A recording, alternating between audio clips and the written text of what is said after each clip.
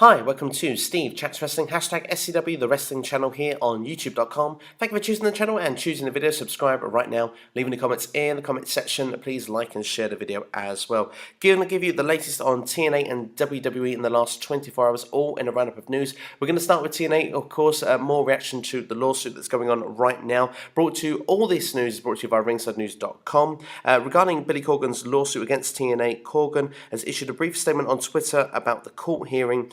He has said that very pleased with the court proceedings in Nashville, appreciate those who have followed the case carefully, separating spin from fact. So very interesting, of course, to hear that Billy Corgan is pleased with how things are going. Is he going to get full control of TNA Impact Wrestling? It seems that he is entitled to it, and that's what this lawsuit seems to be based over, and a lot of false promises seem to be going on. But once more is brought to you, then I will be bringing you the information, and of course, it's very interesting what's happening with TNA currently going forward with this lawsuit, because it seems that TNA are not going to be able to do the rumoured total non-stop deletion. No, TNA had to cancel this filming because they don't have the funds to fly talent to the Hardy compound. Originally, those tapings were expected to be filmed from November the 1st to the 3rd. Now, Ryan Satin of Pro Wrestling Sheet reports, a well-placed source tells me that TNA didn't have money to pay for the wrestlers' travel fees to get to the Hardy compound, hence cancellation. Well, it's not deletion, it's cancellation after all. So I'm a bit disappointed because from a TNA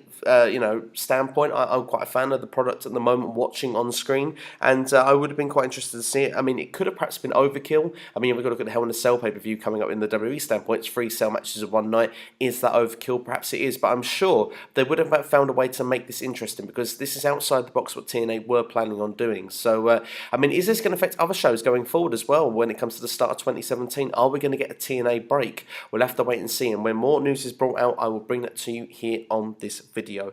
But moving on to WWE news, I'm going to start with NXT, and a former TNA wrestler, Austin Aries, was possibly injured last night during a match against Shinsuke Nakamura in Fresno, California. The referee immediately threw up the dreaded X to signal that something went wrong after Aries was kicked in the head by Nakamura. Aries was helped out of the building and was seen with a black eye. There was an initial fear he suffered a broken jaw, but it appears that the injury could be related to the black eye. Well, let's hope it's not something serious. Of course, Hideo Itami was meant to be the rival that I assume they were going to be facing at Toronto's NXT TakeOver event. Well, Itami is definitely not going to be competing in that, and we'll have to wait and see if Aries is now going to be available as well, and be interested to see where it's going to happen going forward there. Moving on, though, we've been speaking of Nakamura. Dave Meltzer of F4W Online reports that there's been no current plans to bring Nakamura to the main roster. Unless things change, the idea is that he's going to be the flagship star of the NXT brand going forward. Now, for me personally, this doesn't surprise me too much. I don't think this is really big news, if I'm being brutally honest.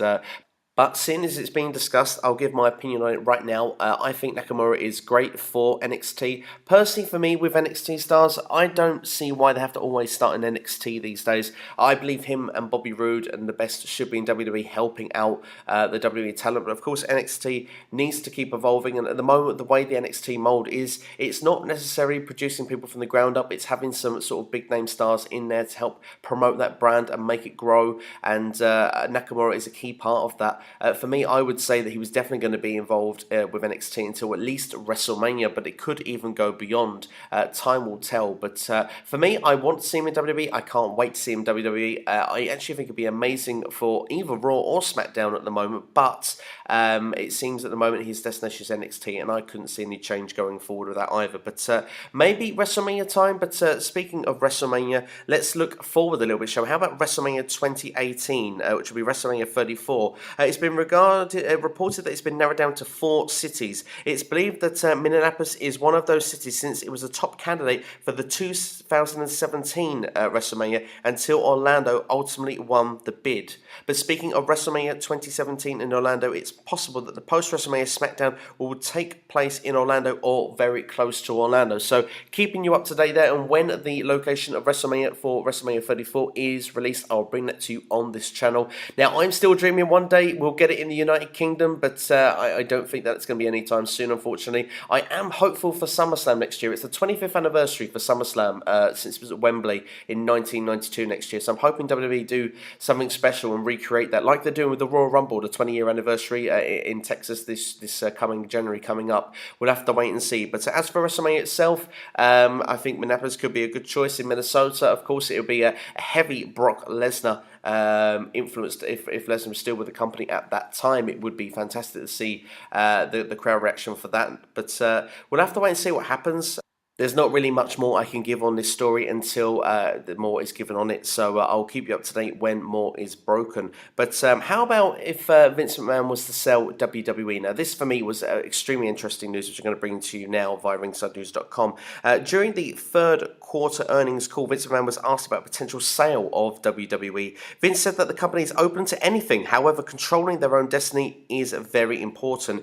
Vince said he was unsure of how much control they would lose if they were absorbed or bought, but they are open to offers because they are business people. Vince said WWE is open to listening to offers. The same investor asked if WWE would be interested if they received an offer and would allow them to still be in control of their own destiny. And Vince replied, "We are open for business." So, I mean, is this an idea that WWE could be sold? It seems that they want control if they were to continue. But could you imagine a day with WWE where Vince McMahon or any McMahon was not in control, or even Triple H, say someone else had the keys to the kingdom? What would happen? Because there'd be so much potential and new and fresh ideas, you would imagine, if someone else was to take the reins. But, I mean, this could be the case if a day comes where Triple H is in control as well with everything. People, including myself, are very sort of happy with what he's doing with the NXT brand. I'm still happy with the WWE brand. I just feel that they could do more in creative with storylines and character and development. And I just think, just look at what people really want. I mean, of course, these days more than ever, people want different things, and it's going to be always hard to, please every part of the audience. You want to keep the demographic happy, with the children, with the adults, with the indie fans, with the guys that are not fans of indie wrestling. You've got to keep everybody happy. And I think that one thing with this that really benefits is the current WWE draft with Raw and SmackDown, two kind of separated shows. But then, of course, at the same time, you then have to maximize that talent to the potential. And do I feel they're doing that fully at the moment? No, I don't. I think in some cases they are doing a good job with certain superstars, but I think with other superstars they are lacking. And you can see already that they have made some mistakes with certain people that they've put in certain rosters. I mean, Sami Zayn for me is crying for a bit of creativity and a bit of a story. I mean, at the moment he's being thrown in as lamb to the slaughter with Braun Strowman, and I don't think that's a good move going forward. Personally, for me, I would love to see Zayn on SmackDown. I think that would be a perfect fit right now, because it seems that actually SmackDown would suit his style down to the ground, and maybe, just maybe, with the storytelling that they are throwing on that show, Sami Zayn would actually get some stories and would actually get to see a bit of character.